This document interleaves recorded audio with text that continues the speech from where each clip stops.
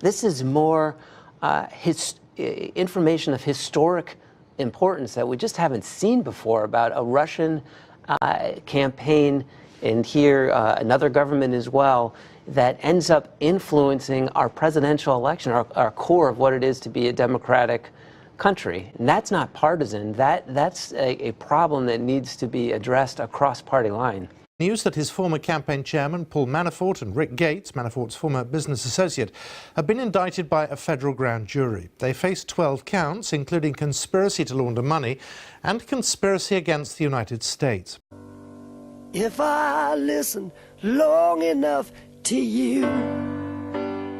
Says Paul Manafort, 68, of Alexandria, Virginia, and Richard Gates, 45, of Richmond, Virginia, have been indicted by a federal grand jury on October 27th in the District of Columbia. The indictment, it goes on to say, contains 12 counts. Paul Manafort, former Trump campaign chairman, is now a criminal defendant, accused of hiding millions in foreign consulting fees to avoid paying taxes and failing to register as a foreign lobbyist. They're going to put pressure on Paul Manafort to flip or to cooperate in the investigation. Like a prisoner's dilemma, almost. Are we closer to knowing whether there was collusion? And remind everybody what it would mean. Amy, does it feel like we've turned some kind of political corner here? We've been talking about the Mueller investigation, Now we see real evidence, tangible evidence of what he may have.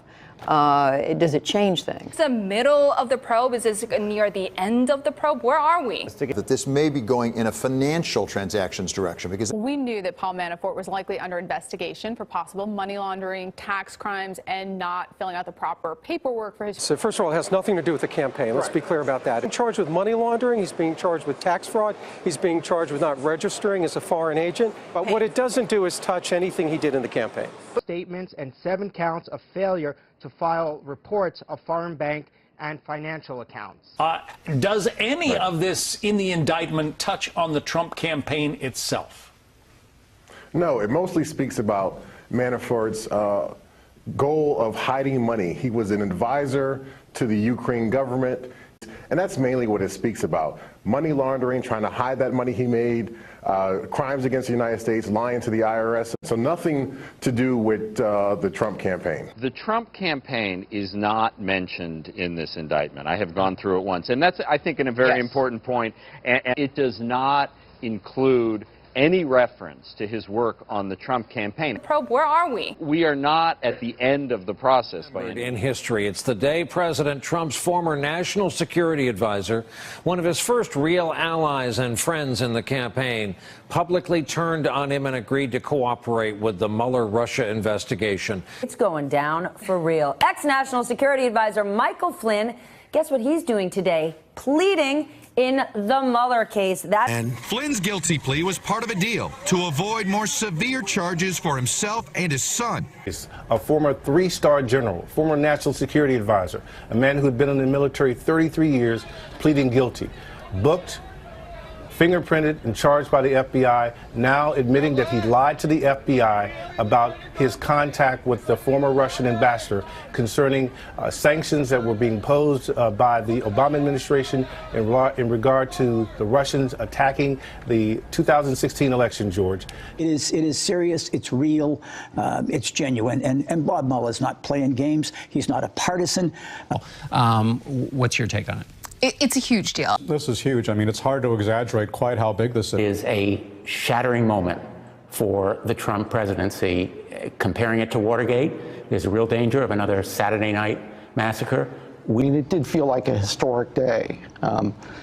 When the history of the Trump administration is written, I think Russia will be in the first paragraph. That Mueller got something in order to give a considerable amount here. We don't really know what it is. Mueller would not be giving Mike Flynn a plea deal unless he was offering up valuable information that was going to take him further up the food chain of the Trump campaign. And who is further up the food chain than the former national security advisor? Well, you're looking at people like Donald Trump Jr.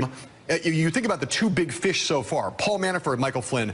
Manafort is a guppy compared to Michael Flynn in terms of what he can do for this investigation, and this interview with Kushner just amplifies and clarifies the extent to which that's true. So, Philip, we've heard the big fish theory. Higher up in the food chain than General Flynn. That would imply the president, the vice president, perhaps the attorney general, members of President Trump's family. That is a classic move by prosecutors in any case, not just a case like this, where you try to get someone to plead to something smaller, get them help you cooperate to get the potentially bigger fish. So why let him plead to just those two? Because they're small. So that in exchange for that, they can get his full, his honest, his open testimony and accounting and help with regard to much bigger fish here. It all is coming together, so to speak. The Russian collusion and obstruction. I am confident now, even more so than I have been throughout the last year, that this nightmare presidency of Donald John Trump will end prematurely and end soon. And I am thus also confident that this is the correct moment to end this series of commentaries. And the question, I think, for Bob Mueller and for us in Congress is, was this directed by the president? And if it was? And if so, what are the consequences of that? And if Michael Flynn were to testify that these contacts with the Russians were directed by the president, what would that tell you? Because we all know that during transitions, administrations have contacts with foreign officials all the time.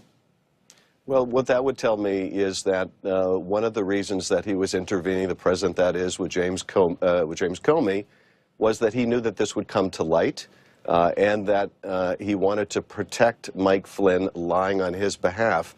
Is it collusion? Is there something illegal about an incoming president, who's not president yet, a president-elect Trump at that time, telling a foreign power that the sanctions imposed by the current president of the United States, well, this is something, hey, when there's a new sheriff in town, things will be different.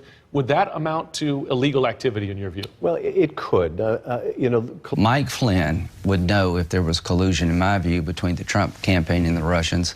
There's no evidence of collusion yet. Nobody's been charged with collusion. The Manafort lawyers said there was no collusion. But if there was, Flynn would know, and we're going to know pretty soon one way or the other. But on the end of the week, there is no evidence of collusion between the Trump campaign and Russia. That is true based on what is in the court documents. But and overcome, veto American foreign policy legitimately and legally made by the sitting president of the United States, Barack Obama, to impose sanctions upon Russia for Russia's meddling and sabotaging the American election, got in touch with Ambassador Kislyak, the former then ambassador from Russia, and urged him not to retaliate and not to overreact or whatever to these sanctions. Russia did not, and the day following that, Donald Trump praised Russia for its restraint in not retaliating. It was known that was his position, that he wanted better relations. That's right, but the sequence, it's higher, and the sequence is there that it's just you go to sleep at night and the ground is bare. You wake up in the morning and there's 3-4 inches of snow. You didn't see it snow, but there's snow on the ground, and the circumstantial evidence is pretty persuasive. Said, hey, Russians, don't do anything about this. We'll take care of you because we were doing this together. Obviously, that could be part of a broad conspiracy. Now, I think we're still a long distance from making all those connections, but certainly in theory, this could be part of that picture.